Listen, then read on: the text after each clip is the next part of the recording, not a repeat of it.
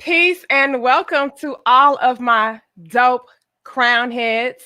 Y'all go ahead and take this time out right now to like the video, share the video, subscribe, and most importantly, hit that beautiful notification bell. That way you guys can be notified when we go live in the future. We are joined tonight by the lovely, good sis, Hey, the goddess. She is here hey. live and direct with us once again for another dope ass discussion. Welcome, Queen. Welcome. Thank you for having me, sis. I see your melanin over there popping on us Is it tonight. popping, sis? Oh, Don't it's hype me, sis. popping, it's popping this Is shit. it popping? So you guys, we late. Y'all know how me and Six be. We be late as hell, but it's all right. Okay, it's all right. It's my fault. I take accountability. Six was behind the scenes. I'm dealing with other stuff, so don't blame her. Blame me. Okay, blame me. But we're gonna go ahead and get it popping with this discussion. And tonight we're gonna be talking about something that Six actually brought to me, and I was like, "Oh, we gotta talk about that. That's a dope discussion." And we're gonna be talking about women letting themselves go and withholding that slip and slidage, okay, it's grounds for divorce, okay, because you can't be out here playing with your man, okay. So Six, go ahead and explain to us what inspired you to want to talk about this topic for tonight. Well, what inspired me to want to talk about this topic is that I see this too much. Like, when you really pay attention to how many men are in this predicament, I'm like, so ain't nobody gonna speak on this. So we just gonna keep acting like this don't happen. So as y'all know, I've been a barber for the past 7 years. So I've spent a lot of time listening to men speak, and kind of be vulnerable and open up in ways that they open up in their own sacred spaces, like the shop is. So this is, from what I've observed, this is what happens. Okay. The beginning of the relationship, everything cool, get married. She might be looking good, at first. Okay. She looking good. There's sex happening on a consistent basis. Then comes the ring. Then comes the marriage. Then comes the children. And then she has the babies, and I get it. We as women, okay, we give birth. It is a big deal. You're risking your life. Okay. Yes, I understand that weight gain is a part of pregnancy and childbirth. I get that. So then, sis has the children. The children get bigger, and then the weight is still there, though. Like, the children are now out of the uterus, but the weight's still there. And it's like, you talk about baby weight. Your kids is 7. They're 7. It's been 7 years. So now the weight come on. And then in any marriage and relationship, I mean, if anyone has been in a long-term relationship or marriage, you understand, like, how up and down it can be. Okay. I know everybody has this Cinderella view of what marriage is. Like, that's what it really looks like. And it is so not at all. That's not what it is. It's a beautiful thing, but it is in no way, shape, or form fairy tales and unicorns and lollipops. It's work. And you have seasons in a long relationship. You'll go through seasons. Some seasons will be different than others. So what happens is the children get older, the seasons begin to change, and now it's, there might be tension or issues. Now the first thing that happens is the sex stops. Now, I am not going to sit and not act like, as women, that we are not, our sexuality is not highly connected to our emotions and our mindset. But I think this is why it's important to look at sex as a duty to your husband, not as something recreational. Recreational means you can do it for fun if you feel like it. When something is a duty, it's something that you're going to do right, and do it because you understand it's an obligation. The problem that I see now is that in marriage, the woman's responsibilities are looked at as recreational, and the men's responsibilities are looked at as mandatory duties, and that's imbalanced. That's not fair. Okay. I know for me personally, I don't care if me and my man are having a rough time, if we're going through an issue. I don't care what is going on. You're not allowed to say, I'm upset with you, so I'm not going to protect you. I'm going to let this person over here just do you any type of way, and I'm going to sit there and watch, and I see it, but I'm not going to step in because we're beefing and we're not on good terms.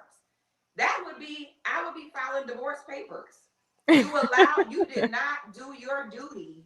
Your duty is not based upon how you feel. Your duty to me, you allow me to come under attack and you allow it to happen and you slip on your duty as a man to protect me. I consider that one of the worst things that a man can do. So now, in the same breath, nothing exists without the other. So then we have to say, well, what is similar to that? That would be our duties as women. So many women spend so much time and energy stalking their man, following this man around, FBI investigating a man to make sure that he's not having sex with anyone else instead of just spending that time having sex with him. So now what the women will do is, now it's, you want to think that having sex is optional. You kill me when you do that. I be so weak when you do that. I be trying to still keep my talking points. So the problem is now the women, they sit and think like, oh, well, the minute that you're upset, the minute things aren't going your way, you think it's okay to withhold that. And it's like, no, then they'll withhold it and then want to sit and stalk the man to make sure he's not getting it from anywhere else. And it becomes this game of what I call penis policing. And it's like a misaligned focus. But by then, the man don't already have the kids. Y'all don't already been together for some time. You have investments together, financial obligations together. And now the woman pretty much sticks the man with a ha-ha, nanny boo-boo. I'm not doing this or that yet. Because as we know, women communicate with our looks. The way a woman looks speaks a lot to how she feels about you. Okay? Well, I say when a woman show up with the bonnet and crust in her eyes, that is a woman's form of saying, fuck you. It's her form of saying, you're not important. I have no respect for you. Not even take this bonnet off my head and take this crust out my eyes. I think so lowly of you. You're so unimportant to me that I'm not going to put any effort into how I look. That's how women communicate with our looks. So the women get comfortable. They get really deep in with these men to where the men can pretty much not dig themselves out. And then they start treating their duties as optional. Then the man is stuck. And I see it too much. And it's like, boo, if you wasn't protecting, if you weren't providing, she would divorce you. She surely would. And you're able to file divorce in that way and make him pay. You can divorce your husband for, it's called financial abuse. If your husband gets upset with you and starts withholding money or withholding bill paying, that is a grounds to file divorce and he has to pay you alimony and spousal support. So my question is, where is the equal component for women, where how far can a woman go to just not do what she's supposed to do and the man is the demon if he leaves? At what point should it be where the man is able to leave without having to give half? That's the thing. I'm sure all men could leave. They just don't want to have to disrupt their finances. And this is also why it's very dangerous when a man wants to live on the income where he needs the woman's income. It's one thing if it's like the woman want to supplement, but when men put themselves in position where instead of doing the work, they take the shortcut and use the woman's income to get them to the lifestyle they want to live, that's how the women are trapping the men into these situations. Now she knows that you can't afford this house without her. Now she knows you can't do this or that without her. It's been too long. You got these kids. Now she can get fat, have sex when she feels like it, and you have no choice but to eat shit. Then it's very toxic because then these men sit and complain in the barbershop, complain about how, and it's like, it's weird because it's like you're stuck, but are you really stuck? It's like you're stuck, but stuck how? You're kind of just stuck because you don't want to be the bad guy because you've gotten too deep financially. And I don't think it's fair. Then that poisons the mind of of the younger brothers. Now the younger brothers sit and see that, and now they're all like, oh, hell no, we're never getting married. And when I hear brothers talk about why they don't want to get married, they say they don't want to get married because they feel like if they keep the woman in a constant like breadcrumbing, like follow the carrot of I'm going to marry you, and they keep holding it off, they're saying it keeps her on her game. As long as she feels like it's coming, the men are saying if I don't marry her, it makes her not get too comfortable, and she stays doing what she's supposed to do because she's chasing the marriage. And they feel like once they get the marriage, now they stuck if she decides to stop doing her duty. And I'm saying duty. It's not if you feel like it, you know? So if the man wants some from you and you say no and he gets upset, he's the villain. If he gets it from somewhere else, he's the villain. So it's like, I just would like it to be a little bit more equal, I'll say. And I don't understand why, as women, every time someone tries to tell us that we should have some type of standard or some type of code, it's like, live your life, do what make you happy, don't tell what do. Like, wait a minute now come on now. Like, we can have a little, it's asking a lot for you to not look like you don't give a fuck. Oh. If it is that much work for you as a woman to not look like you don't give a fuck, that's a problem. And I'm really tired of just seeing Black women sit there looking so ugly on the outside and the inside. And then all they can do is complain about men. And it's like, we really need to understand how primal men are, okay? If men look over and see a hot mess, they don't have any motivation to do better and do what you want them to do. And I'm like, the only thing that we as Black women have not tried, we've tried everything else.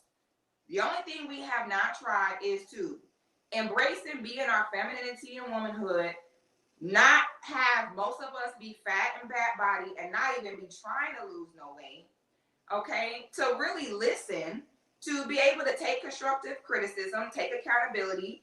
You know, we haven't tried that. We've tried everything but that. And my thing is like, how long are we going to sit and keep trying the same thing over and over and we're not seeing the results? So I'm like, I know what needs to happen. The men need to start leaving.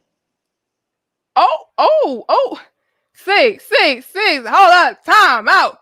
TK. Oh, God damn, sis. Like, you came out with the, like, damn, sis. You came out. I'm fed up. I'm like, well, damn. She came out with the 3-piece, bitch. Get your shit together. I'm like, well, damn. You chose violence with bats, knives, mace, stun guns, rifles. Girl, God, dog. Excuse us. Look, ladies. What 6? Y'all give us 400. They think that whatever they want to do is optional, like they don't have time to do their duty, but then they got time to stalk the man to make sure someone else is not doing it. No, sweetie, you got the time. You're just misapplying your time. I feel like that's the only way that you're going to get that to end. How can you make a woman change when there's still a man that's going to sit there and eat shit? Right. That's true though. And so many women get so offended by conversations like this because it's like, well, a man is supposed to just accept me for who I am. And, if he can't do that, then he's not a real man. But at the same time, when it comes to men not being providers, not being leaders, teachers, nurturers, whatever the case is, you're not willing to just accept him for who he is if he's not embodying those characteristics or those traits. Shouldn't you then accept him for who he is? So it's kind of, it's not kind of, it is very hypocritical what a lot of us women do. And sad to say, you guys, it is double standards in our relationships, like marriage and everything. Like Six says, what is the grounds for a man to leave? Like you have all of these things that women can leave a man for, as far as not doing what he needs to do within a relationship, whatever that may be. But when it comes to the women, we're not really held to that same standard, and we're not really held accountable for our end of the bargain. And a lot of the time, Six, let's just be real, a lot of times men are marrying you for a damn reason. Okay, whether that was because you look good, maybe you are a good woman, maybe you are a submissive woman, maybe you have great sex, whatever those are the reasons why he married you in the first place. And I thought that was very interesting what you said earlier, as far as a lot of men kind of dangling carrots, so to speak, in a woman's face. As far as men, I'm gonna dangle these carrots from this diamond in your face. Like, yeah, you can get this as long as you keep on doing what you need to do. But it's sad that a lot of men understand that once they do give that carrot to that woman, okay, give her that rock, give her that ring, that a lot of those things dissipate. A lot of those things kind of go away. And now she's comfortable. Now she feels like, I did what I had to do. Now I can coast by. Now I can get by. And to me, it's unfair. You know what I mean? It is a form of abuse. It is very much so, because you fooled me into believing that you were this type of woman until you got a result from me. And then once you got that, you slacked off. You can't do that within a relationship or a marriage at all. And so many of us get divorced for that very reason. We start getting too relaxed, not taking care of ourselves, not doing our duties. And sex is a duty, you guys. Six, do you know? Yeah, do you know, I had females, because I made a post a few years ago, or maybe it was last year or something. I made a post and I was saying how I don't deny my husband sex. Like, when my husband wants to have sex, I have sex with him. And I was all kind of pick me's. I was promoting rape culture, just all kind of things. I'm like, no, when you're with the right man, you want to do those things for him because he deserves that. And honestly, Six, when my man is ready to go, I'm ready to go. Okay. So I just didn't understand the whole dynamic. It's so many women that feel like what's theirs is theirs and what's their husband's is theirs too. And it doesn't work like that. Like, you guys are a unit. You guys are a team. You have to reciprocate. You know what I mean? And it's not just a one-way street. It's not just what can he do for me. It's what is he getting out of you as well to deserve these perks that he's given to you. So how do you feel about that, Six? Yeah, and if you feel like he don't deserve it, then why the hell did you marry him? Why the hell are you with him? Why are you with him then? Let him go. That'd be my whole thing. That'd be my whole thing. That seriously perplexes me. I think that's a borderline mental illness. You walk down the aisle. No, I'm serious. This makes no sense. You look this man dead in his eyes. You say these vows. This was intentional. You had plenty of time to back out of this. And then you suck your teeth when it's time for you to have a standard that benefits him. No. If you really feel like, how dare he expect anything of me? You married the wrong man. No, he married the wrong chick. Right. Yeah. So what would happen if the men started leaving as rapidly as the women? Do you feel like women would start stepping up their game? Because I feel like we would. Because I see men have women fighting over them and competing with them all the time when they have rotations of women. And the women, I've seen women, you will not believe the extent I have seen to watch women compete with other women. Now, when it's your husband, this man don't make vows to you, committed himself to you. Now, all of a sudden, you don't want to compete. Okay? But then when you're single, and it's a man that's single with a rotation of women, you swinging from shower rods. I've seen women get pregnant to compete with women in a man's rotation, doing all type of stuff. I'm talking about taking it far. Y'all are so competitive when it comes to single men. Single men that have multiple women, y'all compete then. But then when a man sit and walk down the aisle and commit to you and only you, so you are looking at him to be the one and only man to protect you, provide for you. That's serious. Now he is looking to you to be the one and only woman to nurture him and support him. And a part of that nurturing is the sex. So you cannot sit and use that as a tool. Just like it would be wrong for a man to sit and use money as a tool to control. You cannot use sex as a control, because I don't know how to say this nicely, but I'm trying to think of a nice way to say this, but I can't. But all I can really think of is, who the fuck do you think you are? Do you think that you have the only vagina in the world? Okay, this is why, like, I don't know. I move different. Like, when I hear a story about a man cheating, like, my first reaction is not like, oh my God, how could he do this? He is the devil. I don't do that. I want to see what the wife looked like. I need some insight into there. I don't want to hear her ass bitches talk about, you can be in shape and have sex all the time and he'll still cheat. Okay? You can get in a car and put on your seatbelt and still die in a car accident too. But we all still gonna go where we need to go, and we gonna hope for the best. Black women are so optimistic when it comes to business and career. When it comes to business career, what is it? Half of all businesses fail, but Black women are still out here starting businesses left and right, putting their best foot forward, doing the best they can, and hoping for the best result. But then when it comes to a man, it's, I'm not even going to try, because I could try and then he could still cheat.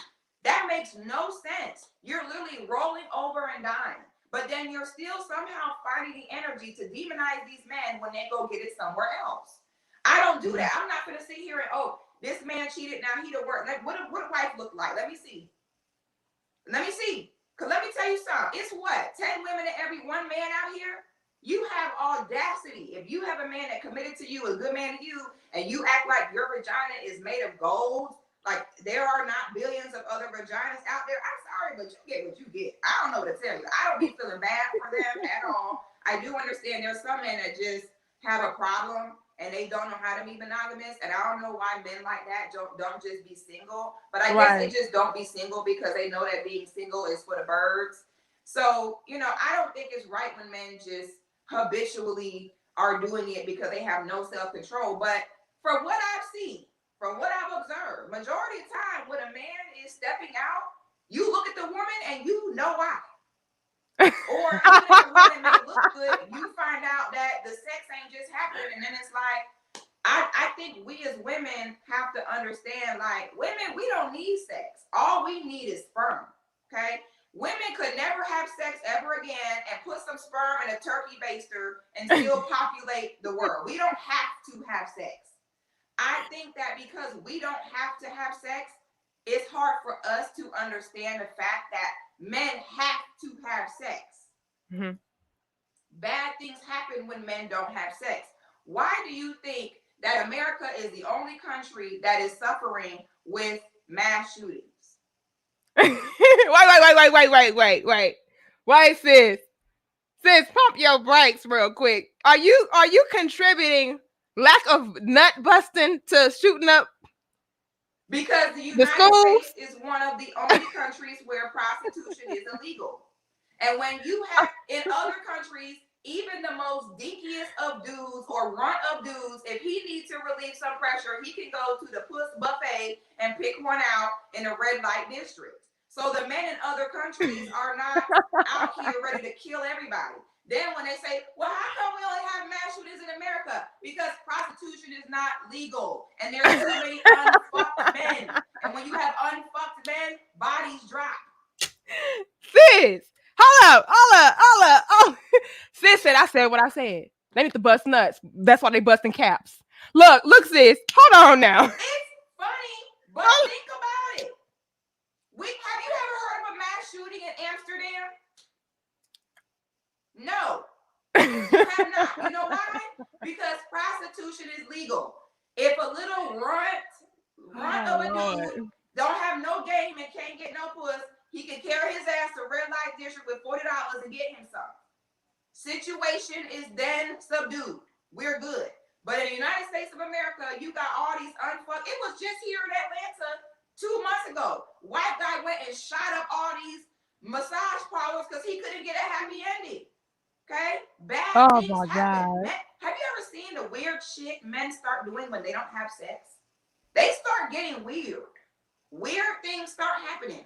When a man, if you observe a man in a drought season, it gets weird. So I think that as women, we have to understand it's something they need. Okay? You don't have to agree with it. It doesn't have to make sense to you. I think that we have to just respect our differences a little more.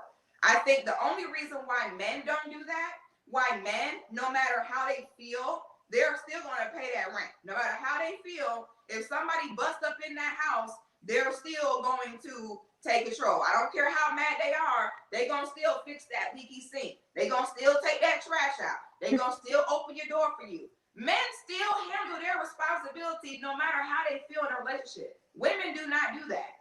Then the women sit around, and then when you feel like, well, he's stuck. Are they really stuck though? Hold on, Six, now, because look. While I am going to say that sex is very important, I feel like there's other ways that men can release. You have boxing, you have working out, you have your hands. So I'm kind of with Terenzo on this one. Okay, he says, very well said, Six. That is very true. Shooting is a form of releasing aggression, aka shoot sperm. It's a fact. But we don't need prostitution spreading evil entities. Like Six, how you feel about that? We don't need men out here just running rampant up into loose coochie because they need a release. It's kind of happening anyway. Well, damn. I did a video yesterday called Postmates Puss about how women are sending their puss through Postmates and the DM now. So in OnlyFans culture, I don't understand, like, why is prostitution like, wait, that's taking it too far? Why? I think prostitution is actually a good thing. I think it really helps society. That's just my opinion. I'm not mad at it. I'm not mad at it. Is the same satisfaction as him hitting puss. I don't. I think it's cool and everything, but I don't think anything come close to hitting real puss than hitting a punching bag. I mean, yeah, that's true. That's true. But what I would not want to promote though is like reckless sex. I feel like that's something that needs to be under control regardless. So I would never promote that. I do understand where you're coming from though. It's a very interesting point to make. But would I get behind that per se? No. Now, but when it comes to your woman and you being in a relationship with a woman or you being married to a woman, those things should be handled up upon. Your woman should be satisfying you sexually. She should be stimulating you mentally, making sure that you're emotionally sound and all those different things. I do feel like the woman is supposed to provide her man with what he, like I said, married her for in the first place, what he decided to commit to her for in the first place.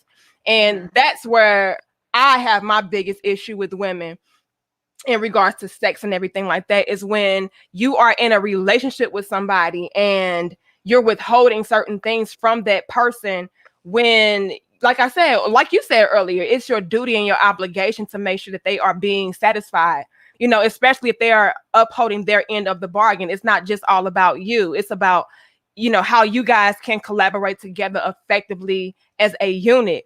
And if this man is doing X, Y, and Z for you, like you said, the least you can do is make sure that you're looking good, smelling good, cooking good, cleaning up good, fucking good. All those things matter. And the major things that I see, Six, is so many women withhold those very things that are what a man is looking for in a woman to begin with, whether it be submission, cooperation, loyalty, a woman that's listening, all of those different things that a man seeks out in a wife. Women are like, well, once I become your wife, I can then cut those things off. And it doesn't work like that. Or once I'm in a relationship, because not everybody believes in marriage. So once you're in a committed relationship and I feel like you're committed to me and only me, then I'll, cut those things off, because then I'll feel like the battle has been won.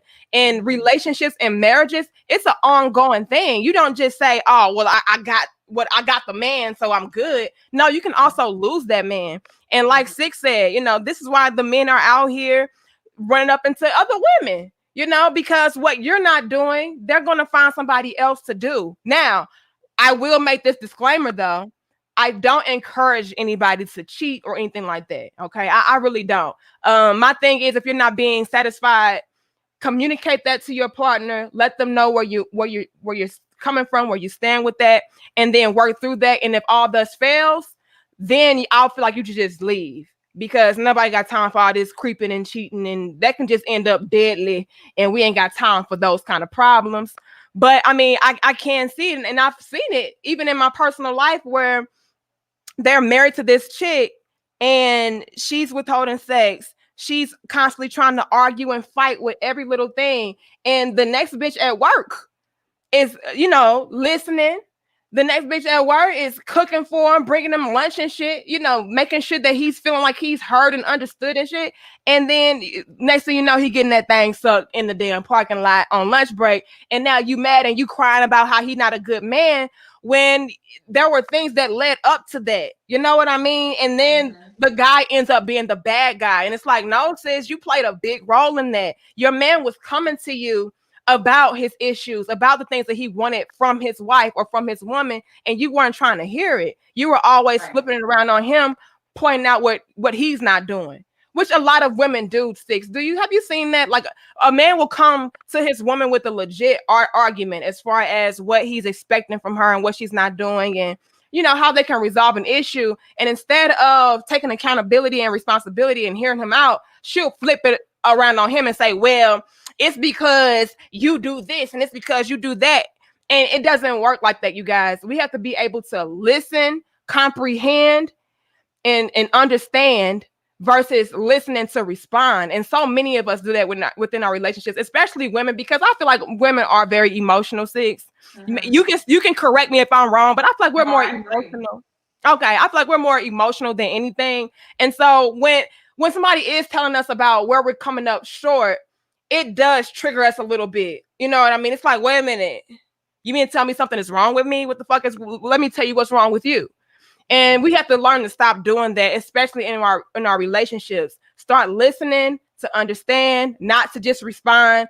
And then once we feel like we're at a place to where we can communicate our thoughts and our feelings and our concerns effectively with our partner, then go ahead and do that. But as far as calling them out once they call us out, that's kind of productive. You know what I mean? And so many of us do that. And I feel like that is where a lot of our conflicts and our issues come into place, because nobody is being heard. We're just barking back at one another, pointing out each other's flaws instead of taking accountability and then acknowledging certain things that maybe the other person is doing, and then working through those things together too.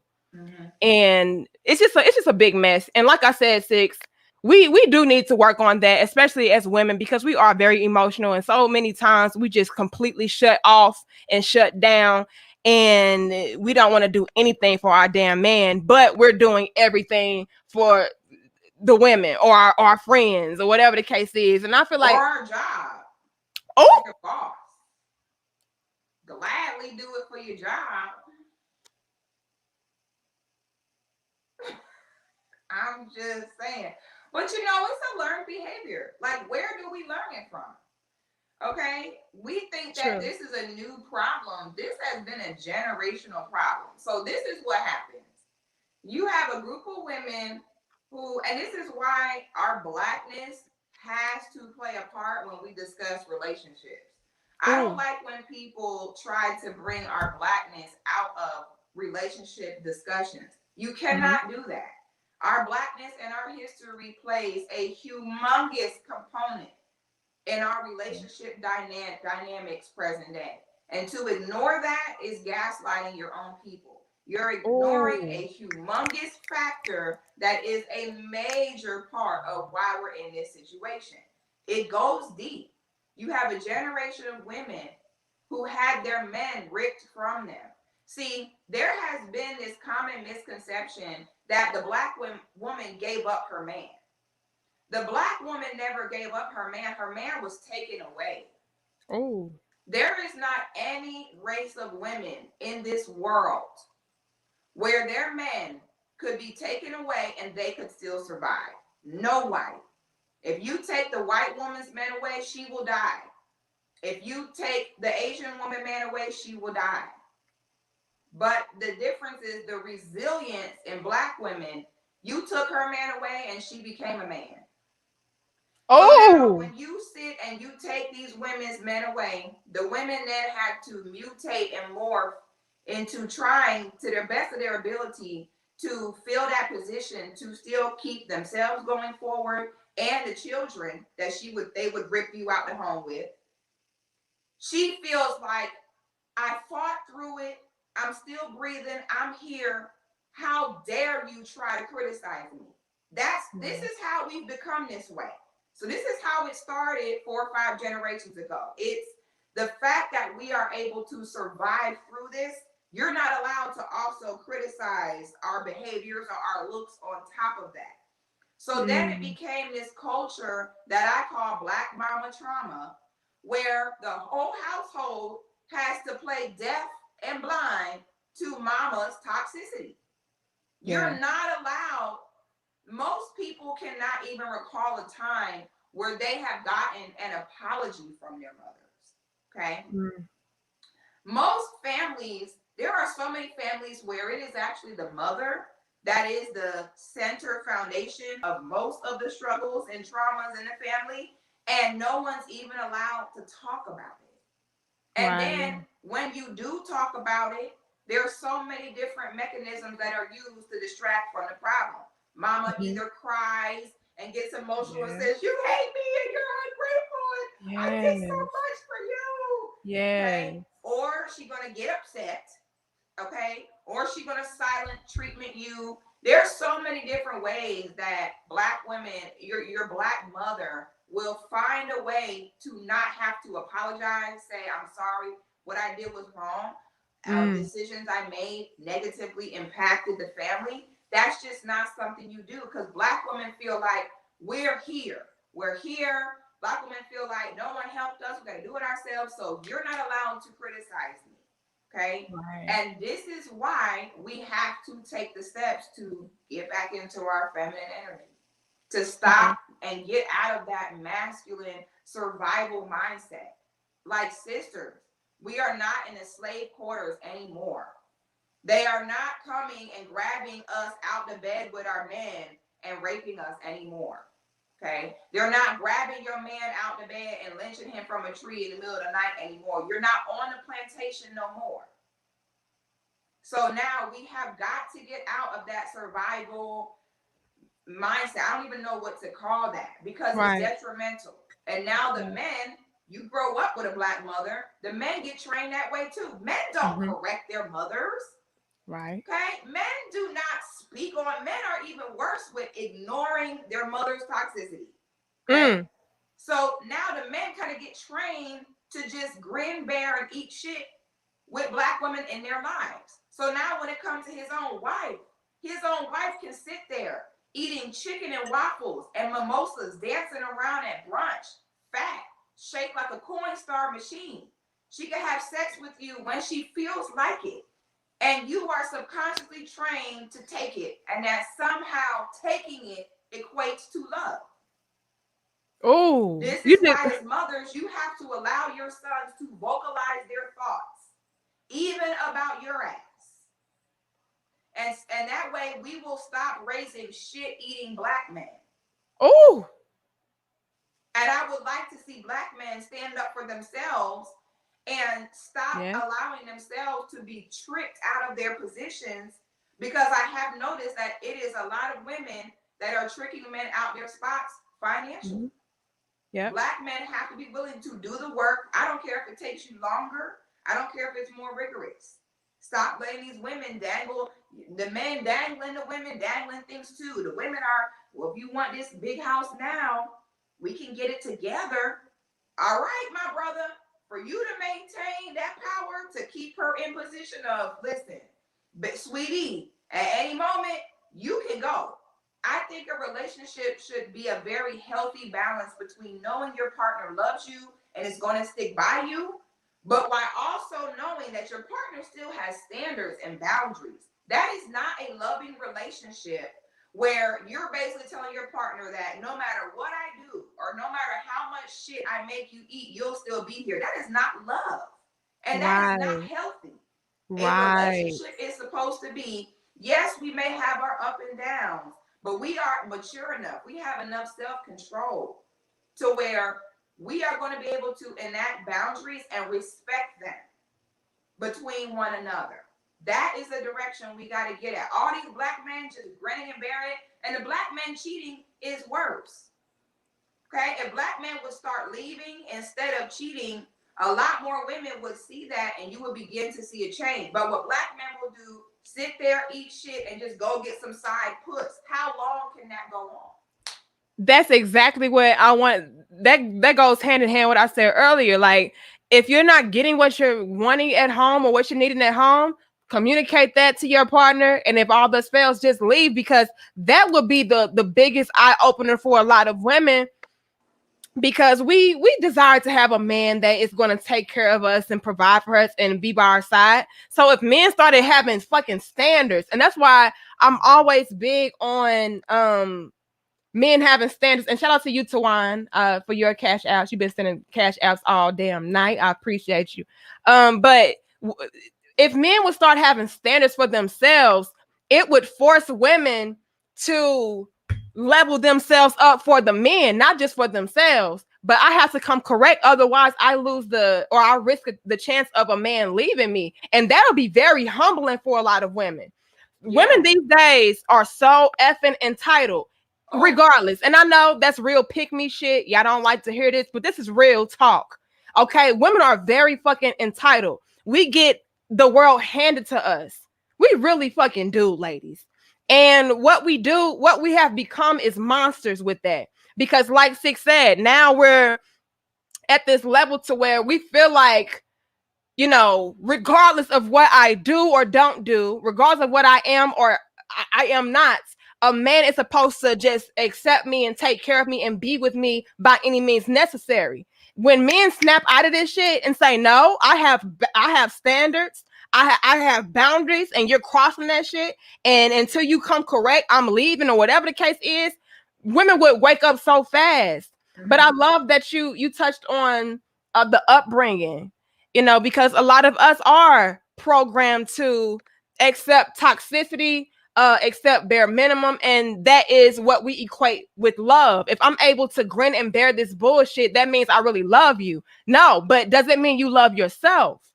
And a lot of us will sacrifice the love for ourselves just to show and prove somebody else that we love them more, or whatever the case is. And a lot of us, we end up very broken internally by doing that kind of behavior. We grow up and we take that into our relationships. Now I'm accepting this woman by any means necessary because my mama, you know, brought me up to just accept women for what they are, no matter if they're toxic, no matter if they emasculate me like she did, calling me all kind of little bitches, and I need to man up, and, you know, men don't cry and boys don't do this, and whatever the case is, that's like being instilled within our men. They internalize that, they grow up, and then they implement those same toxic behaviors within their relationship. And now we have this domino fucking effect, ladies, to where we can't be told a damn thing about ourselves. We can't even be told to be healthy, Six. That's a problem. We can't even be told to be healthy. Oh no, accept me for who I am. Girl, you're on the brink of a heart attack, diabetes, heart disease, cancer, all of these different things. You are morbidly obese and nobody can tell you, hey sis, that's unhealthy, that's dangerous. It's like, no, fuck you, you skinny bitch. You don't know what I'm going through. You don't know my whatever, what's in my DNA. It runs in my family. I'm just like this, accept me. No, that same shit runs in my family. What did I do? Something differently. They told me, Six, and this is a running thing in my family. We're all genetically, and this is where people don't want to hear what I have to say, because they're like, well, you're genetically like that, Danica. You can't really talk. You're just born like that, right? Let me tell y'all this. When certain things run in your family, yes, it just means that, you know, your family is more susceptible to certain things or certain looks or whatever the case is. But your lifestyle indicates whether or not that will be your permanent position. So in my family, yes, we all have, I mean, Six, we be nice. I ain't gonna even stunt. Okay, we be nice with the curves, nice with the shape, nice with everything. And we don't really have to do much to, maintain that. But once the running thing in my family was once you hit 30, once you approach them 30s, that's a wrap. Everybody in my family, once they hit 30 or around the 30 mark, trash, out of shape, just look a mess. Why? They're not watching this. I don't care. I hope they are, so you can do better. This is how real Danica is. I want you guys to see this and do something better. Six, this is real. Look, Six, I'm so real. I hope they are watching. Y'all look a mess, honey. Y'all look a mess. Do something better. They are practicing unhealthy lifestyles, and we felt like, and so many people, Six, in my family feel like, oh, we can just skate, we can coast by. I mean, shit, I've been doing this all my life. I ain't never worked out. I ain't never ate right. I ain't never do, and we see now, Six. Now we see. Yeah, we see. That shit don't last forever. It don't last forever.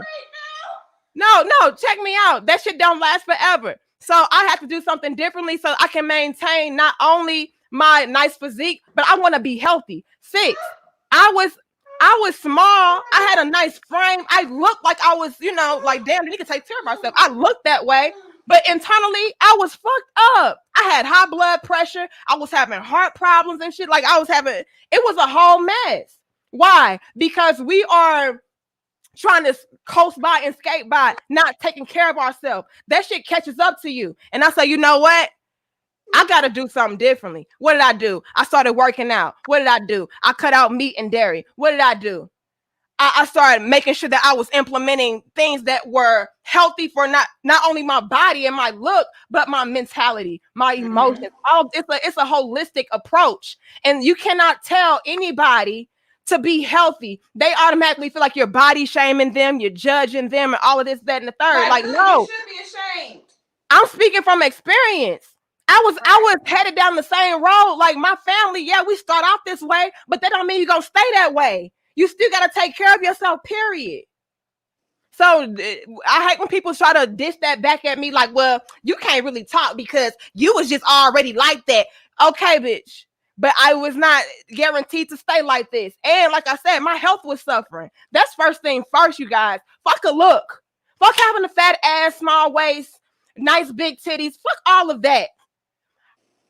Think about your internal being. Think about disease. Think about all of these things, you guys. Lifestyle triggers those things. So it's not even that we're just trying to hit home on, oh, well, girl, you out of shape and you look a mess. Like, girl, you're unhealthy. Right. Get that shit together. And it's a shame that people take offense to you calling that out. Okay? I just don't understand that. I really don't understand why you would be offended by somebody telling you, hey, that's unhealthy. Let's do better. Hey, that's not right. Let's do better.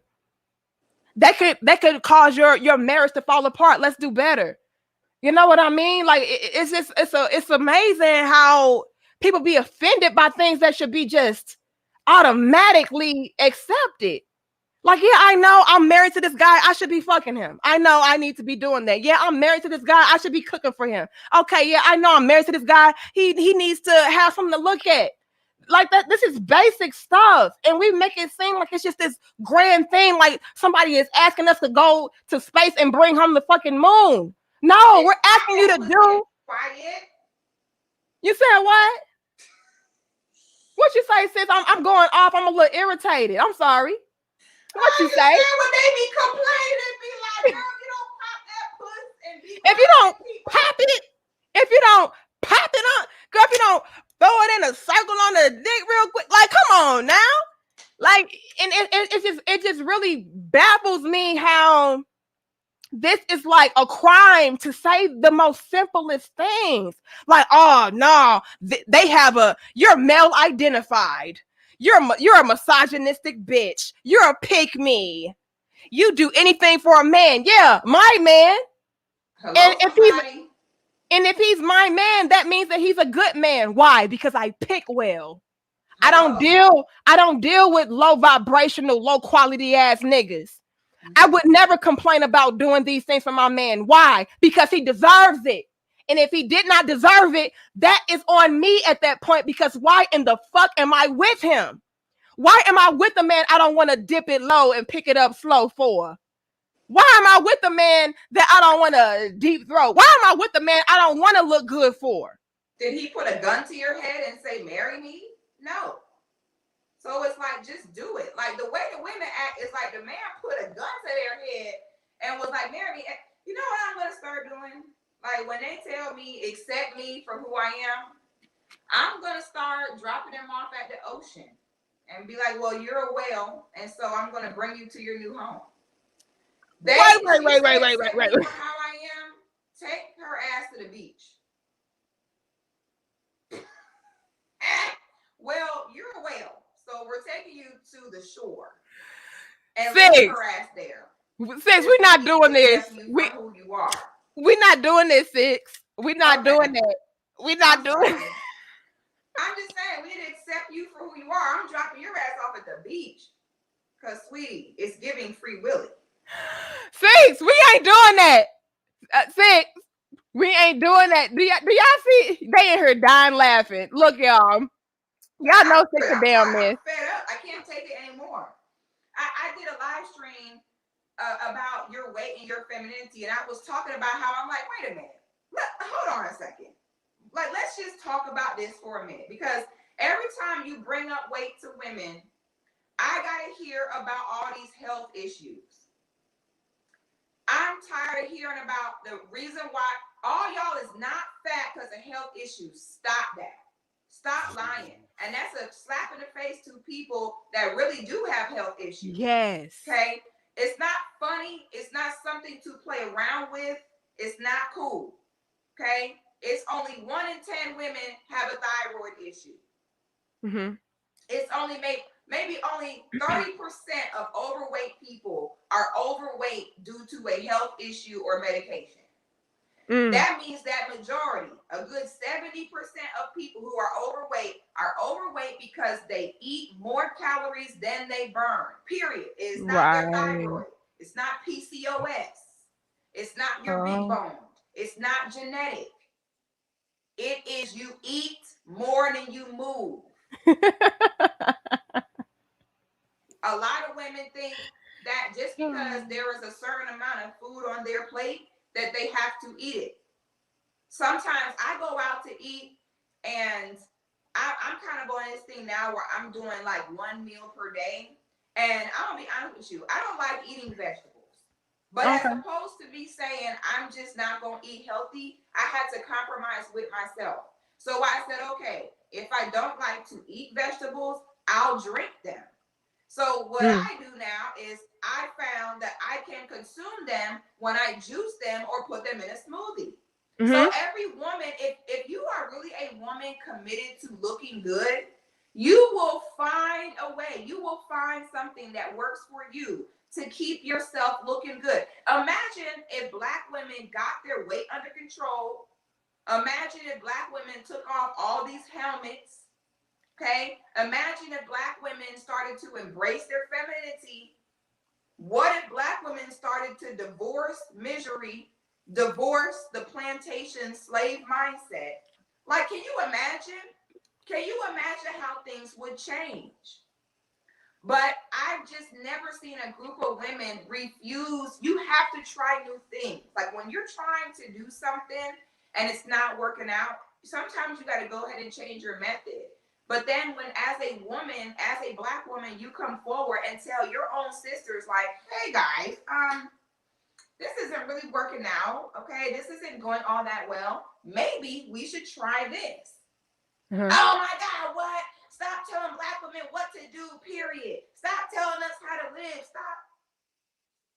Well, women of every other culture have rules and have standards. Well, what would y'all do if you were some of the women in the Middle East, where you can't even look at men in their eyes? You know what I'm saying? Like, oh, boo-hoo. Oh, cry me a river. Oh my God, I have to look good every day.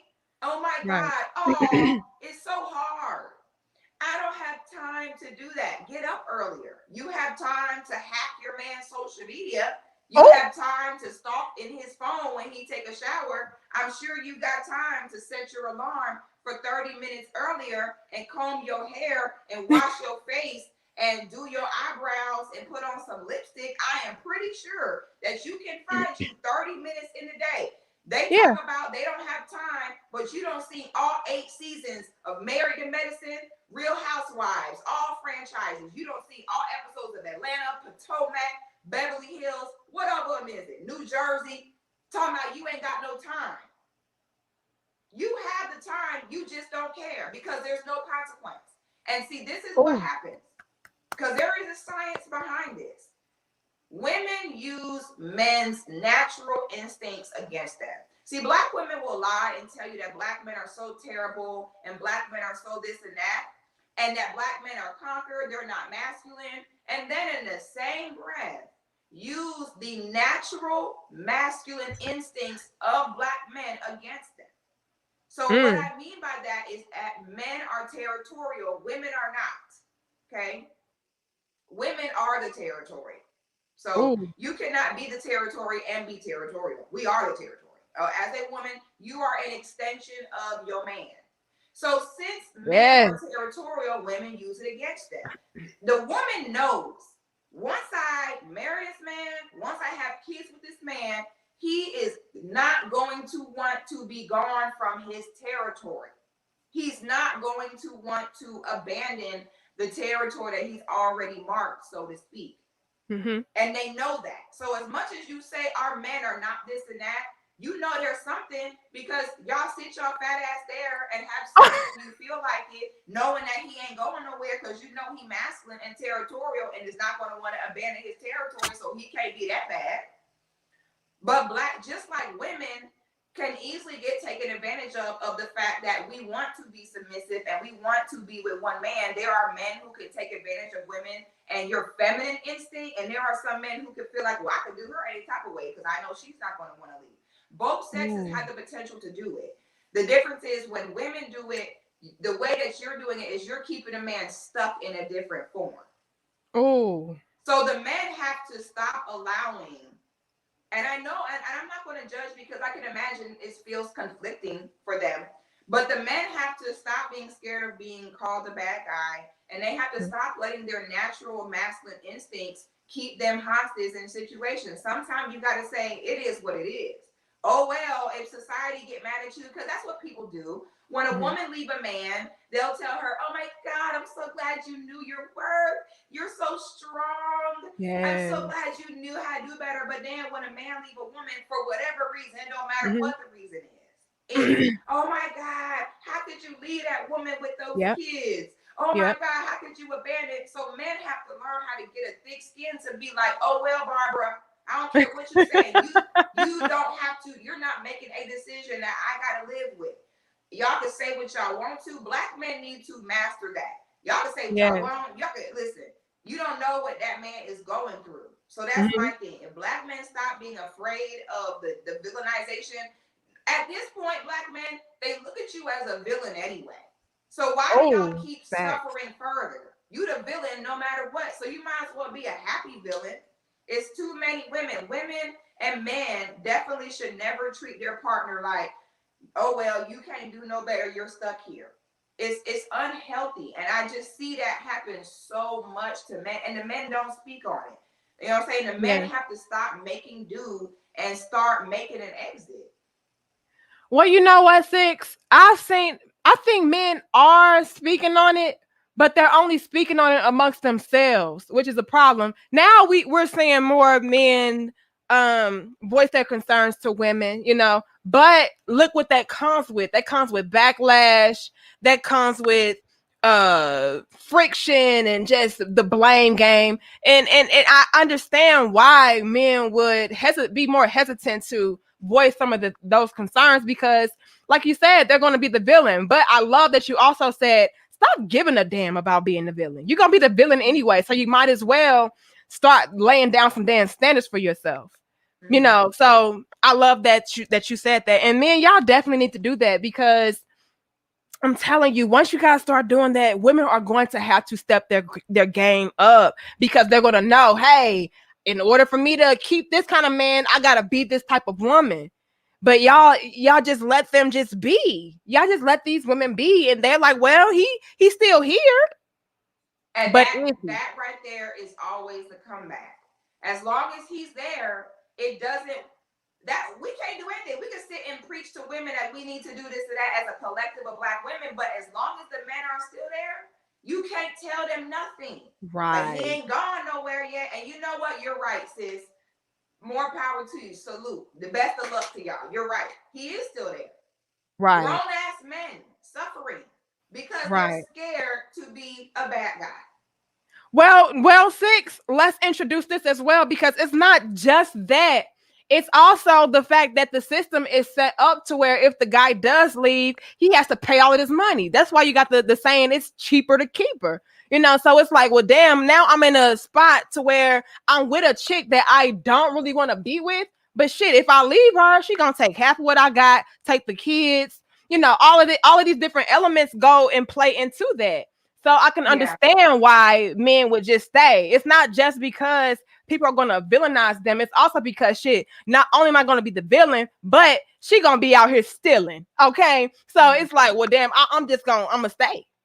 So yeah, it's a lot. Should be a no fault divorce call. Oh, you said no fault. It should be where if that is the reason why you're divorcing, okay? If the no reason payment. why you're divorcing is sexual, to me, that I don't want to say sexual abuse, because it's not that, like how financial abuse would be, but you get what I'm saying about the woman kind of weaponizing sex. Okay. So if the woman is weaponizing sex or out of shape, let herself go, I think it should be a grounds for no fault divorce, where the man would not have to give half, or he would not have to pay alimony and stuff like that. Okay, I'm with you now. Yeah, absolutely. Like, they should change it like that.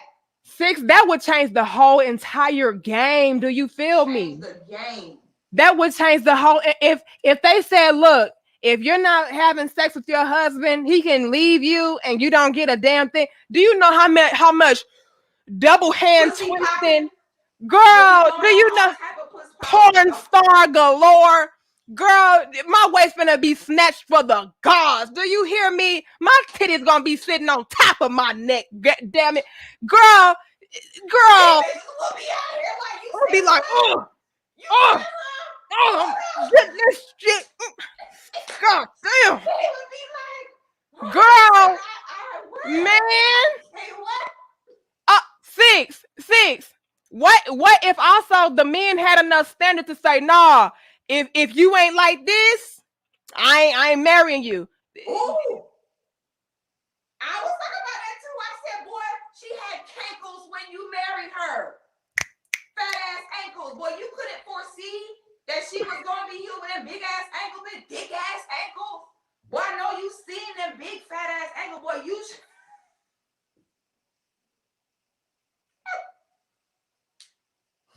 Well, you should have been able to tell how the direction that was gonna go. That big ass ankles. Well, you could tell by her ankles and her wrists. When she got them fat ass ankles and them fat ass wrists, run, brother. It's a future whale. Trust. Okay? When you go out, this is what y'all need to look out for. When y'all go out to eat, and every time you go out to eat, she eat all her food. I'm talking about every time there ain't a crumb left. Run. You ain't never gonna be able to stop her ass from eating. It's been so many times I go out to eat, girl, and I look around at some of these women in their plates, and I'm like, damn, Gina. But Six, hold on. Six, I'm clean my plate, Six. But I'm gonna work out though, and I do 1 meal a day. Okay. But you also not eating meat. And okay. I eat 1 meal a day too now. I switch that as well. I eat nothing but liquids. And then I do I eat me one good meal, and usually by then I will eat the whole meal because it's my only meal. Mm-hmm. And then liquids again later in the night. But I'm talking about she ate all her food at breakfast: a bacon, egg, and cheese sandwich with a hash brown and a large orange juice. For lunch, she ate the whole foot-long sub with a whole bag of Doritos with a Diet Coke. For dinner, She ate Girl, a whole six, bowl of six, Cajun chicken pasta with andouille sausage and 3 garlic breadsticks. six. And she thought that diet soda was gonna do something. Girl, you might as well got the real deal. Shit. Girl, go lay. Girl. Lay. But I had a salad on the side. But bitch, you also ate 2 turkeys, And a whole rotisserie bottle of chicken. ranch. You put the whole bottle of ranch. Just squirting and You shit. are Like, not girl. in motion. It's this motion. Come on. Talk about it. I've seen women Girl. talk about they trying to lose weight for 5 years. It's where? You have not been trying to lose weight. And when I did my stream, I showed this personal trainer who got online and was going off. And he was like saying how on one of his clients, he go look at her Insta story. This bitch eating a double cheeseburger with a large fry. I know you fucking lying. And said, you know what? I'm firing my clients now. These bitches think that just because they pay me that I should just shut up and ignore that I see this is not on her diet plan. He said, I don't want your money, I want your results. Oh, yeah. Said, these women lie and say they're trying to lose weight and they have health problems. Then they get the personal trainer to further convince others of their lie. Then they sneak behind closed doors, eating all type of stuff, talking about you trying to lose weight. You have been fat for years. There is no way you have been trying to lose weight. Now, I'm not going to tell you a month later you should be small, but in years, you can lose you some weight, baby. You're not even trying. You know why? Because there's somebody still giving you the D, still telling you what you want to hear. And I be using my damn neighbor as an example, a big snuffleupagus. And some random nigga somewhere busting this girl down. I'm like, why is y'all lining up with this snuffleupagus? Y'all don't even care. And it's always that one desperate dude that's over here humping on this snuffleupagus. And I got to hear it at 4 o'clock in the morning. They don't come during the daytime. They come at 3 a.m. when it's dark outside. Well, damn. But you still coming and busting down these elephants like we don't know. I'm going to start taking pictures of these niggas coming out her fucking apartment at 4 a.m. and put them on the internet. Yup, here he go with snuffleupagus. The snuffleupagus fucker. Girl. I don't ever hear a jumping jack. The bitch don't ever leave the house. I don't ever hear a weight dropping on the floor. The bitch she either on the patio smoking a cigarette or walking to the kitchen. All you hear her from the cigarette to the kitchen, to the fridge. No exercise, no nothing. But it's a nigga there at 4 a.m. every other night busting her big ass down. Stop that. Girl. Y'all can lie all you want to. I see it all the time and I see it in real life. And it's disgusting. This bitch is huge. Hold up, sis. We gotta call these guys out then. Hold up. We gotta call these guys out. Because fellas, get your ass over here. You know what y'all know what y'all be digging all up into, and then got the nerve. Get your ass. Slap the hell out of you. No wonder you're not getting results because you still up in the vagina. You're not getting results because you still marrying these. Get your ass over here. These snuffleupagus. Nigga, you is not Sesame Street. Why is you over here with snuffleupagus? You Sesame Street ass niggas out here still humping on these. Look, so come on now, brothers. Like I said, get you some damn standards. Get you some damn standards. You knew how she was before you laid down with her. You thought it was going to improve? You thought it was going to get better? No, we already live in a society where the woman is saying, accept me for who I am. So you get with her. She's expecting you to continuously accept her for who she is. Snuffleupagus, how you say the damn name? Snuffleupagus. That's what she gonna be. Snuffy for sure. Snuffy. Y'all over here snuffy loving, and then got the nerve to complain about women not getting their act together. You still fucking them. You still over penetrating, giving them the long dick. I'm like, with the snuffy style. I don't want to hear this shit, fellas. Until y'all raise y'all damn standards, I don't want to hear a goddamn thing because they snuffy out here thinking that she the baddest bitch. Why? Because at 3 a.m. At 3 a.m., you over here long dicking her like, That's why she thinks she the shit. That's why. That's why. Ladies, step your game up. Fellas, step your damn standards up. Stop being ruled by your damn penis. Damn it. Now, Six, I want to say something, and this may be a little controversial. I don't know how you're gonna feel about this. How do you feel about the whole thick thing? Because me personally, a lot of people in my family, especially, like I said, we have really nice shapes.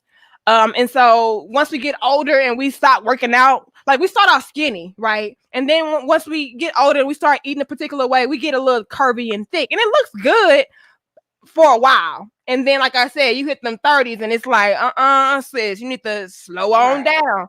But a lot of women in general, not just in my family, but a lot of women in general feel like, well, I don't want to eat healthy and I don't want to eliminate certain things from my lifestyle because I want to make sure I'm keeping the meat on my bones. And I myself, Six, used to be like that. You know, I think I was 150 pounds. I'm 5'7". I was 150. I wasn't big, but I was a little heavier than I am now. When I cut out meat and everything, because at first I was a vegetarian, and vegetarians you can still consume dairy and stuff like that. With vegan, I had to cut out meat and dairy. You know, now from time to time I may still indulge in dairy every once in a while, but it's not like to an extreme extent. But I cut that out and I dropped weight tremendously. Like I went from 150 down to now I'm at 135. And a lot of people are like, well, damn, girl, you got small, you got skinny. I'm trying to make sure I'm keeping my curves, trying to keep my meat on my body. And I feel like that's a big thing, especially within the Black community, as a reason why so many women especially don't want to cut out certain unhealthy habits or eat better or drink smoothies or juice things or, not eat as much because they're trying to maintain a certain look. And I feel like that's kind of productive. And I have to eliminate that from my mind and say, you know what, Danica, it's not about you being thick or about you being curvy. It's about you being healthy. That's my biggest thing. But a lot of us, Six, we're so dead set on being thick to the point where we're killing ourselves. How do you feel about that? Do you feel like that's something that is playing a role in us maybe not being as healthy as we could be because we're trying to maintain a certain look? Yeah, I think so too. I think that's why, again, we as Black women, we're kind of in our own category. There is no other race of women that are naturally bodied like we are. Okay. But one thing about it, we naturally bodied. Like whether you're a healthy weight or not, you're gonna have some curve. Most Black women, you're gonna have some curve, even if you're slim. Like I consider us both to be slim, but it's like a slim thick. Like we're slim, but we're also not shaped like boys. You know what I'm saying? We're slim, but you're gonna still have. You're a Black woman. You're gonna still have them curves. I also think that the whole thick concept, I think, is directly related to our economic status as Black people. Oh, talk about it. I do. It's been scientifically proven that bigger women are more popular when the men are at a higher economic disadvantage. So basically, the better the man is doing economically, the smaller the women. Wow. Right? So I think that what happens is, Tyrone might be able to have Keisha talking about she thick, you know what I'm saying, and bring Keisha to his family barbecue, and it'd be cool, and all his cousins gonna say, damn, bro, she thick, she got all that. But try being a CEO or corporate executive and bringing thick Keisha to the company Christmas dinner. It's not gonna go the same way. You cannot bring these thick, large women when it comes to environments full of men with high economic status. So I think that what happens subconsciously is the men right now, I was looking at a report the other day where it's like 50% of Black men are unemployed right now. So when that happens, the men do not want skinnier, slimmer, smaller women. Because subconsciously what that says is I have to produce more money. I have to be doing better economically. So the women, again, respond and communicate based off of how they look back to the men. So the men are over here talking about, oh, she thick, this, and the third. But sweetie, the guys with the big money are not marrying or taking women like that anywhere important. Wow. So I think that as Black men, evolve more economically, they will stop using that whole thick thing as a way to get divine co-signers. Of course, they're going to sit there and talk about, baby, you look good, you thick, when they need your help paying bills. Of course, they're going to sit there and talk about, yeah, you thick. This is why the whole stigma comes in that when a man up his money, he leave and go get a different type of woman. Yes, there is a science behind that.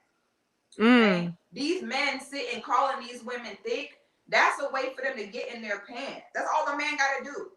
Damn, baby, you thick. And she over there, she love to hear that because that means as a woman, now she thinking, okay, good. He like this, I don't got to do any more work than this. The women are not signing up to do more work. Black women are not that disciplined. Black women are not that disciplined to say, regardless if this man gonna tell me what I want to hear to get in my pants, or tell me what I want to hear so I can help him pay bills, I'm going to choose to do what's best and do what's healthiest. That's not happening. So I think it's a problem when it comes down to it's an economic thing. It all comes down to the money because nobody else sits there, no other race or no other men in higher economic positions sit and try to marry and bring these thick women to their corporate events and around their families. It just don't happen. He might sit there and look at a big booty there with you too, but he's not showing up of anywhere, any substance with no big, thick, big booty Keisha type. It ain't happening. Wow. So that's interesting. That's very interesting. I didn't know that. And why do you think that is exactly though? I don't know. I think Black men psych themselves out. I think that a lot of Black men can't get jobs because there's Black women in the jobs. I think if Black women exited corporate America, it would leave a lot more space for Black men. But this is how they turn us against each other. They sit and give all the jobs to the Black women and then leave the Black men 50% unemployed, then have the Black women sit and look at them while y'all niggas ain't got no job, I don't want you. I mean, how about you get a job so he can get it? How about, this is why it's so detrimental when we don't promote marriage and relationship amongst each other. Okay, if we promote relationship, partnership amongst each other, then the men could say, okay, you get out the job, you stay home, raise our children, I'll go into the job. But right now, they don't give all the jobs to the Black women. That's why I say Black women are the biggest pawns being used right now. And so many sisters fall for it. We're getting all the good jobs. Sweetie, you think that's by mistake? Of course they're doing that to you. And you're doing exactly what they set you up like a puppet to do. Deny the job to your man, give the job to you, and then you have the nerve to put your nose up to him. Talk about why you ain't got no job. You got the job. How about you? Wow. If your issue is, our men don't have no job, they broke. How about you get out the job? That's very interesting and something that's gonna be controversial now, Six. Cause that's a solution though. Anything outside of that, it could be. It could. And solution. That's a real solution. That's a great observation. Like I said, very touchy, but that could be a solution. Like Six. That's why we some pygmies, bitch. This is why we the number one motherfucking pygmies because we are here talking this shit. But that is a solution. What, sis? They might say that and they might be upset in that moment. But I'm gonna tell you something. They gonna think about it tomorrow, the next day, some time gonna pass. See, what we doing right now is we are planting seeds. And you're right, they'll be upset, they'll attack us personally, they'll call us pygmies, but too late. We've already got it in your psyche, the seed is already planted. And one thing about facts and what makes sense is the more you think about it and the more you meditate it and kind of let it fester and the more you start being like, you know what? See, lies, the more you think about them, the more they fall apart. But when it comes to the truth and the facts, the more you sit on it and think about it, the more you realize the reality behind it. So they might get mad for that. Yeah. Yeah. But like you said, it's planting a seed. And like I said, that could be very controversial. That could be very, touchy, but that could very well be a solution. A lot of us are in the way of our men excelling or advancing. If we would probably remove ourselves from certain things or start, quote unquote, kind of boycotting in a way to say, no, we want our men to be in a certain position. So a solution to have them in that position is to remove myself from that position. Now, how many Black women would do that? Probably not a lot, because we already have this friction between our men, this competitive nature between our men, and we don't want our men to be more advanced than us or be in a position that is above us. Like I like to say that we are genetically modified. We are dealing with a genetically modified version of female these days. And we really have it in our minds to where we're supposed to be competing with our men instead of being complementary to our men. And any time you try to get a man in a position that is above a woman, it's a problem, which to me is very, hypocritical, because these are the very women that, like you said, will turn around and complain about men not being in a certain position, but yet you're not wanting them to be in that position anyway. When they are in the position of power or leadership, you are threatened by that. You're intimidated by that. You feel a way about that. You feel like they're trying to control your life or whatever the case is. And it's like, no, I'm just trying to be a man and provide for you. But so many of us women are so genetically modified to where we feel like a man trying to provide for you is him trying to beat you down or him trying to be a dictator. And it's like, no, that is a man's natural role. And everybody else understands that but us. And it's by design, Six. We know that. We already know it's by design. But what we're trying to do is wake people up to understand, like, hey, they have us in this matrix to where they're purposefully placing us against one another. Let's snap out of that shit, realize it's a game, and come on, let's get together. Let's come together. Let's build. But when you talk like that as a woman, it's like, well, you're a pygmy. You're pandering to men. You're trying to pacify men, and you don't know what the fuck you're talking about, and all of these different things. And it's like, no, sis, this actually works. When there are roles designed for the man and the woman, and we don't cross lanes, right? It works because we're not going to be in this constant state of battling. I'm going to stay in my lane, you stay in yours. But when you do that, like I said, you're pandering, you're a pygmy. You don't know what the fuck you're talking about. And it's like, no, I do this in my marriage, and it works. I don't tell my man how to be a man. I let him naturally be that. And I fall in alignment with what my duties are, what my responsibilities are, and we complement one another. That's how you're able to build. But so many of us want to be the damn man and the woman, yet we don't want to take on the responsibilities of what a man is supposed to be doing. How does that work? It's like, yeah, I want to be in charge, but I want him to take care of me though. And I mean, I don't want to do too much, but I still want to be the shot caller and the breadwinner. Like, girl, choose a lane and stick to it. But we don't know how to do that. And what we're trying to do, like you said, Six, is lay the groundwork so that we can plant the seeds for the future. So maybe somebody can take heed to what we're saying and say, you know what, I may not like these hoes. I feel like they are, I don't know, some floozies. I feel like they are thirst trapping bitches. But what they're saying is kind of right and exact. And I think I can take a little bit of piece here and there and implement it into my life and see how it works for me. And I guarantee y'all will see results overnight. But we don't want to do that. We want to fight. We want to argue. We want to point the blame instead of taking everything into consideration, taking accountability for what we didn't take accountability for, and vice versa for the men, and then build together. So that's what it's really all about, y'all. And I got a problem with it. And like I said, this conversation was very much so needed, Six, because it helps us to shed a light on a new perspective. Like, hold on, y'all. What if men had that same kind of power to do some of the same things to us when we weren't doing certain duties or responsibilities or upholding certain ends of a bargain that we, agreed to? If they were able to say, you know what, I'm divorcing you or I'm leaving you. And Six, what if we said, y'all got to pay me? If you get out of Ooh. shape, let's not even say what you say? No grounds. What you say? Yeah, No no grounds. fault. No fault divorce. Let's Yeah. say we keep that. We gonna keep it. If you do something out of alignment, I leave you. You pay me, bitch. Ooh. Girl, we'll be in there crunching it up. I'm talking about straight Riding, like riding kale. this Let me get that girl. kale, that ginger, that lemon. Oh yeah. But Yeah.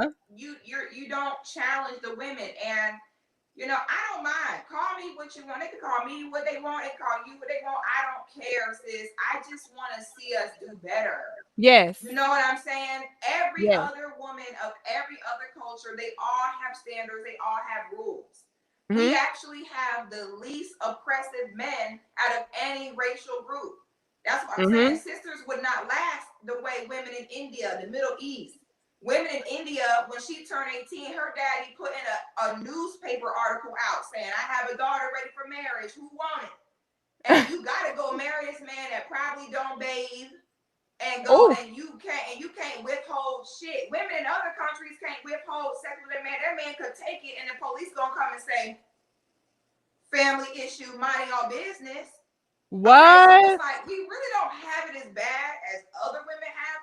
I don't think us saying we as Black women should not be shaped like stackable washers and dryers is oppressive. Okay, I do not feel like us not being shaped like a Ford Focus is a negative thing. My God, like women of all cultures have standards they have to abide by. Jesus Christ, we as Black women can have a few standards to not be walking around looking like Bonquisha and not be out here shaped like Chevy Blazers. I'm See, tired of seeing groups of Black women and being oddly reminded of a car lot. I'm tired of this. When I get around a bunch of Black women, I begin to feel like I'm in Appliance Direct. Refrigerators, ovens, and washing machines everywhere. Six, you gonna stop this shit now. You gonna stop I'm this. just Six, fed up. we gonna stop this shit, girl. I'm fed up. Well, Six, they gonna be like, well, talk about these niggas though. Because these niggas is conquered. These niggas ain't building shit. These niggas ain't got no money. So when they do all of that, then I'ma stop being a motherfucking washing machine. And the plot twist is that men don't do that for appliances. Oh, so this is how we get stuck in this perpetual cycle of no progress. The women talk about, well, I'll start doing it when he start doing that. They're not doing that, Whirlpool. Okay? They're not doing that. They have to see a reward in what they're doing. If they don't, you cannot train a dog without a treat. You are not a treat, Maytag. Oh, look, y'all. Six over here. She came to fight this. She, like I said, she came. I've had enough. I don't care no more. Girl, I was on vacation and I'm at brunch and I had an epiphany moment when I looked around the room and I was like, it hit like a ton of bricks, and it was a bunch of humongous washing machines dancing and eating chicken and waffles, and I was like, how are all y'all in here at the same time dancing, eating chicken and waffles and crab cakes with unlimited mimosas, and then in the same breath talk about y'all trying to lose weight? And that's when I realized that y'all are not trying to lose weight. You're actually just fine with sitting there being elephants and you don't care. So at this point, I'm dropping y'all off at the ocean with the other whales. I'm like, we're not even trying. So it's like, what do we have to do? What Black woman is going to be the one to be the bad girl and come forward and be like, listen, the truth is, y'all are not trying, you don't care, and you can do better. If Black women would apply themselves and have some discipline and focus, like how you have discipline and focus at work, have that same discipline and focus on yourself, we'd be in a better place. I know that we are never, ever going to get our men to do what we want, walking around not trying. You have to try first. This is the position of the feminine. The feminine influences. This is why when you embrace that, you don't have to sit complain about men. Because now that the man sees a reward, you can influence him because a man got to do something because he wants to. What's the running joke that you got to make a man think something is his idea? Come on now. We've been given a game. We just don't pay attention. You got to make a man think it's something is his idea. Sitting there talking about and calling him names and putting him down and talking about black men conquered. Your womb is conquered. It's 20 million. How many abortions is it that black women are doing every year? Y'all laying down with these white men. Our womb's been conquered the past 400 years. So how can you sit and say the black man conquered? Your womanhood conquered. Your womb conquered. They've been ripping your babies out your arms for 400 years. We cannot sit and point the finger at the black man and talk about he conquered. If he conquered, so are you. And when we start to woman up and play our position, and let them think it's their idea. The way you make them think it's their idea is you look good AF and you be feminine. And now he think it's his idea to want to step his game up because he see the reward. But all we want to do is sit and talk about them like we're doing better. We're not doing any better. So once we all realize that we all ain't shit, that we all got our problems, we can find solutions. I'm tired of the complaining. Yes. I only know this because I witnessed it in my own life. When I made certain changes, stepped up my womanhood, stepped up my femininity, I don't gotta beg a man to do anything. You know, and as black women, it should be, I want for my sisters what I want for myself. So while some black women would sit and label us and pick me and forget them, that's actually real love. All y'all other black women sitting there watching your sister self-destruct, not being honest with her about how but that's not love. Right. That's not love. This is love. Saying, and I'm not saying, oh, it's y'all. I'm saying we all in this together. We all every day trying to be better and better versions of ourselves as women. And when we as black women can come forward and say that, those are the black women that really love you. Not the black women talking about, yes, sis, he need to accept you as you are. You ain't got to do nothing. That is not love. That is the opposite of love. Now, that's hate. Love is us as black women can hold each other accountable and do the best we can. And we are simply not doing the best we can. We're not on the plantation anymore. We got to get out of this competitive survival masculine mindset and make space for something better and something new. You cannot marry someone else until you divorce the last person. So many black women, the reason why they're not married is because they're married to their misery. You're married to the problem. Divorce the misery, divorce the problem, so that you can now go ahead and marry and move forward with abundance, prosperity, and health. Okay, we're not asking a lot. It's really not that hard, and we have to woman up. Oh, I love, sis, you just dropped so many damn bars on my head. I gotta bob and weave in this mother. Girl, yes. And I love what you said earlier about us essentially having to raise the bar, and with us raising the bar for ourselves, we're going to inadvertently make men want to step up to the plate and do better. Because women inspire.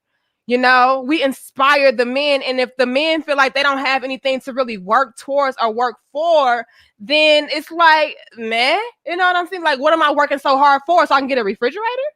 What am I working so hard for? So I can get a Maybach? Like, I want me a woman that is going to be fit, that is going to be submissive, that is going to be nurturing, feminine, all these great qualities that a woman is supposed to embody. That way I feel like, all of my hard work is being rewarded, Right.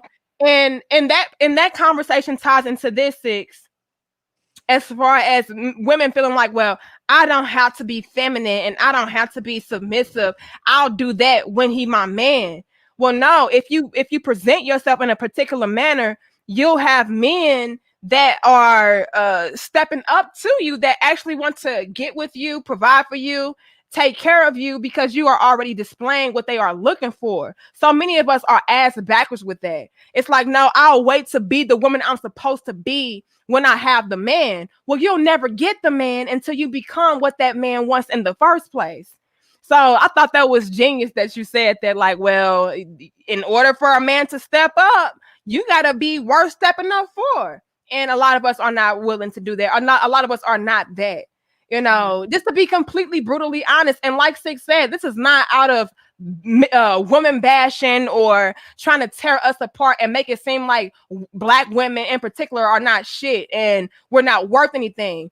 But we do need to call certain things out so that we can become better, so that we can get the results that we effing want and need. Otherwise, we'll never get those results. We'll just have more women out here complaining, more men out here complaining, and nothing gets resolved. But if we come together and we recognize what the hell we need to be doing instead of pointing the blame as to why we're not doing it, we'll never get anywhere. Well, you got men. I ain't doing all of that because these women ain't shit. Well, okay. Now the women really ain't gonna be shit. To me, Six, it can go both ways, honestly.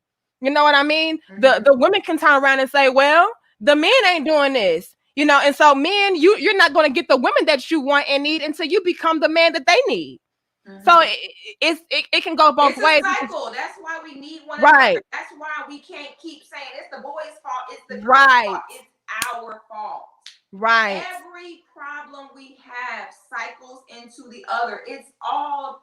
That's why I just sit back and watch people with the gender war going back and forth. Like, this is so pointless. It's just a hamster wheel. Exactly. And Six, I'm gonna link your book down in the description box below too. Once it's done. Sis. Yeah. So y'all, we have books already, you guys.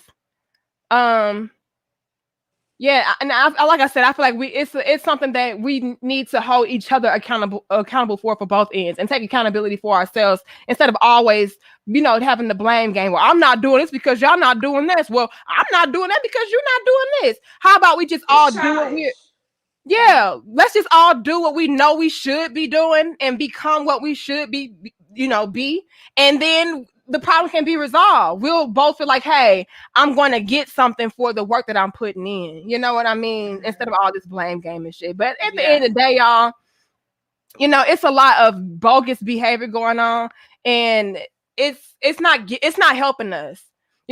Ladies, no man is going to accept you for who you are, just like you wouldn't accept any man for who he is if he's not the man that you want him to be.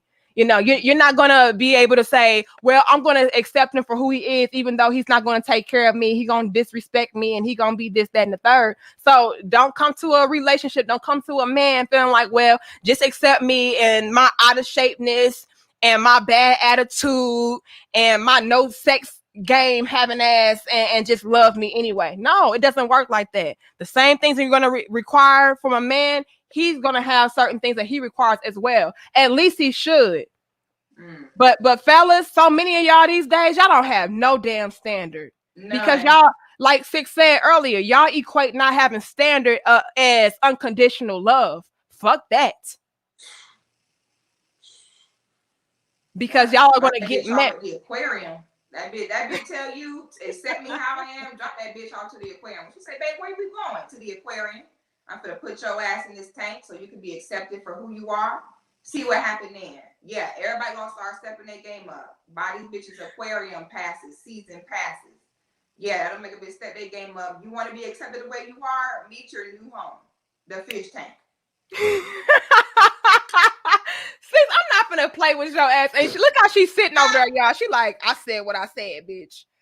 I wish you would say something. I said what the fuck. Yeah, I said aquarium, bitch. I said the ocean. Yes. That bitch say accept me for who I am, so I dropped her ass off in the aquarium with shampoo. But I dropped that bitch off at SeaWorld. Oh, Lord help her. Oh, y'all know I'm from Orlando. I grew up. We had when you live in Orlando, Florida, you got access to all the theme parks, okay? Then they give us Florida resident discounts. Everybody had a pass to SeaWorld. Shampoo come out, and his big ass get up there and splash and tell you to stop dropping them off right over there since they want to be accepted the way they are, okay? And you can come back home when you want to come looking like a woman again, not like an orca. Six, we not finna play with you, sis. I'm finna go, sis. I gotta go. I'm misbehaving at this point. I'm misbehaving. I'm kicking myself off the show. Okay, I'm about to go make me some green juice and mind my business. And there you go. My edges. I might go smooth my edges back down. I'm gonna go drink some water. I'm gonna go make a green smoothie. I might, I put on some lotion. I'm just gonna go mind my business because I'm out of control at this point. I think I am too fed up for this situation. I cannot be trusted any further. Okay. Well, we thank you for popping through, sis. We was on here for almost 2 hours, so I appreciate you for pulling up on me. Go get you some green juice, do your crunches. Because go do some squats. Go do some squats, girl. I sis, I thank you. Listen, let me go do your squats, sis. Go do what you need to do. I'm about to sit here and just mind my business, sis. I gotta go. I got to sit here. I gotta keep my arms toned. All right. I gotta go. I'm about to go drink. Sis, I have to get out of here. Okay. I appreciate you so much for sharing your space with me, sis. Yeah. I just want to take a minute to say that, like, I think when we're able to do stuff like this, it's so powerful. Okay, because it's been so many times where people have tried to pit us against each other. Really? People try to pit us against each other and compare us. Oh, and try to compare us. Yeah, I've seen that. A competition or a rivalry in between us. Yeah. And they need to know that your tactics are not penetrable here. They need to see that Black women, we can indeed both have platforms and coexist amongst each other. It does not have to be pitting us against one another. Yeah. And there's a lot of women, sis, who feed into that. Yeah. And I just want to thank you for never being that way and always welcoming me and opening me into your space so we can have these conversations and grow and learn together. I just want to make it a note of Black women working together and welcoming and loving one another. And I appreciate you, sister. I appreciate you too. And thank you so much. That means a lot because so many other women, they do let that get to them and they say, well, I'm not going to share my spotlight with another bitch. And especially if you're an attractive woman. And sis, you bad in the motherfucker, sis. So a lot of women can be... Sis, I talking. And so a lot of women can be intimidated by that and let people, cause this wedge. But it's always been greater than me. It's always been bigger than me. That's why when people critique me or try to tear me apart, I don't let it get to me. I may get petty, but I don't let it get to me because I understand that it's bigger than me. It's not about me. So I'm going to always be myself. I'm going to always speak truth to power. And if I feel like somebody is also on the same vibration as that, I'm welcoming all of y'all. I've had so many women on my platform and they try to compare and contrast. Well, this woman is wife material. This person is not. This person is better. This person is not. She looks better. It sounds better. Whatever the case is.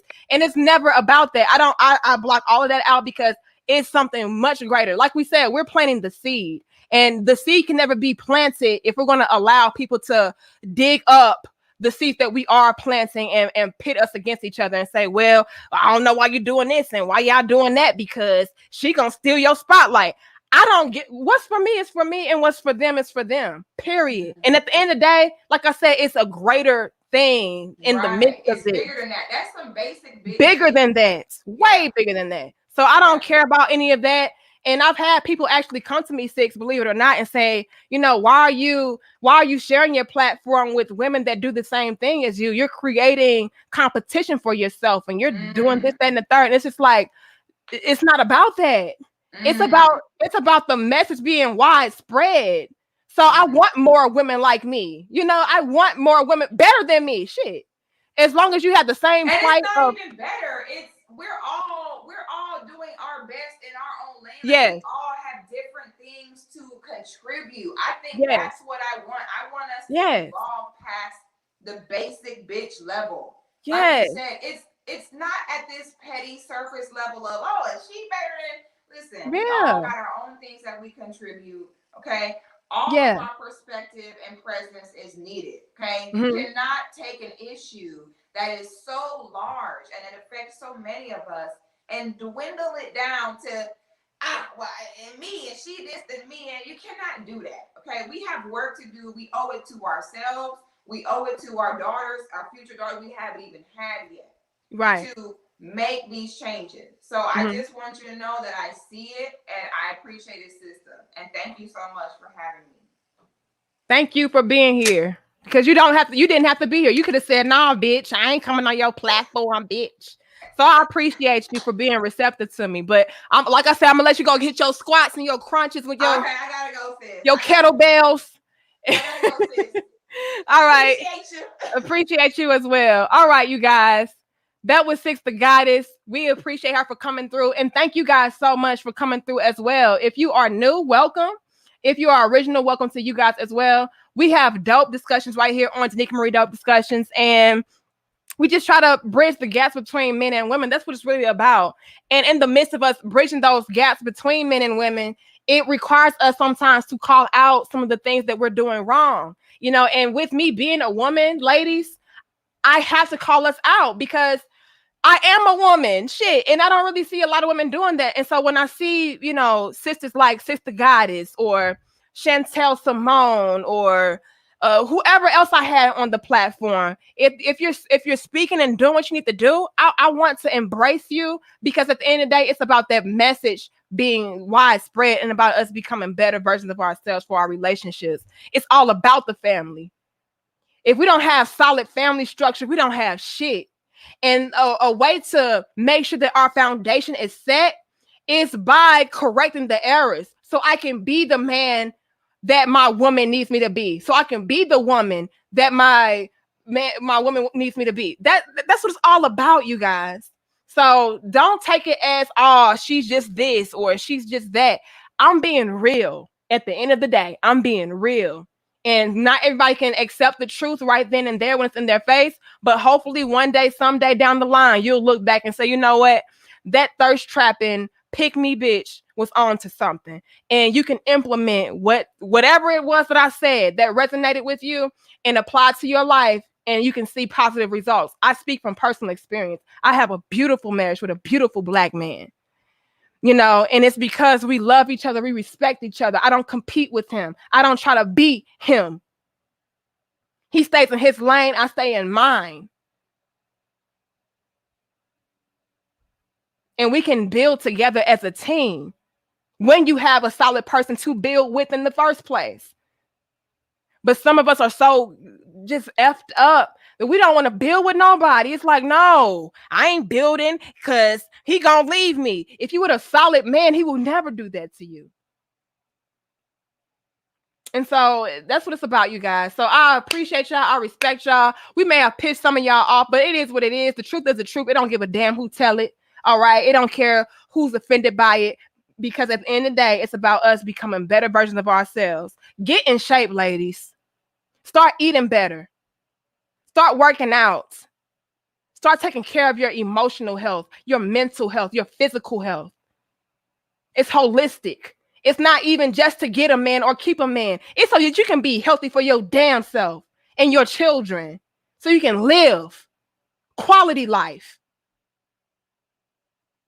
Start making sure your man is satisfied. That way your man is not going astray. Now, I get it. Some men just ain't shit and he ain't gonna act right no way. And if that's the case, you shouldn't be with him in the first place, sis. But if you have a good man at home, make sure you're doing your duties. It's basic shit. These men are not asking for a lot. And I know that sounds real pick-me-ish, right? But it's the truth. And it's a reason why so many of our relationships are failing. We are failing our damn selves by not doing the basic things. The basic requirements. These things can be easily resolved. But I love y'all. I appreciate y'all. Y'all like, share, comment, and subscribe. And I'll see y'all in the next dope discussion. And you guys, thank you so much for your generous donations. I did not take any of you guys for granted. I just didn't want to interrupt the flow of the conversation. But you guys are super dope. I love y'all. I am so grateful for all of y'all. Because without y'all, there is no Danica Marie Dope Discussions. You guys make this platform. I'm just here. And I appreciate you guys for propping me up and giving me a platform to share with other people so they can build as well. Because at the end of the day, it's all about building. All right. But I love y'all. I respect y'all. Thank you guys so much. If I missed your donation, don't think I didn't appreciate it, because I do. All right. I really do. I love you. I respect you. My name is Danica Marie. Y'all like, share, comment, and subscribe. And we are out. Peace, baby. Hit them squats. Get that smoothie, girl. Okay. And make sure you twirl on a little penis tonight. If that's your man, he a good man, I'm gonna need you to go ahead and twirl on a little penis tonight. Give it a little double hand, or do it with no hands. Whatever you need to do, satisfy your man, girl. If he a good man, satisfy that man. All right. Peace.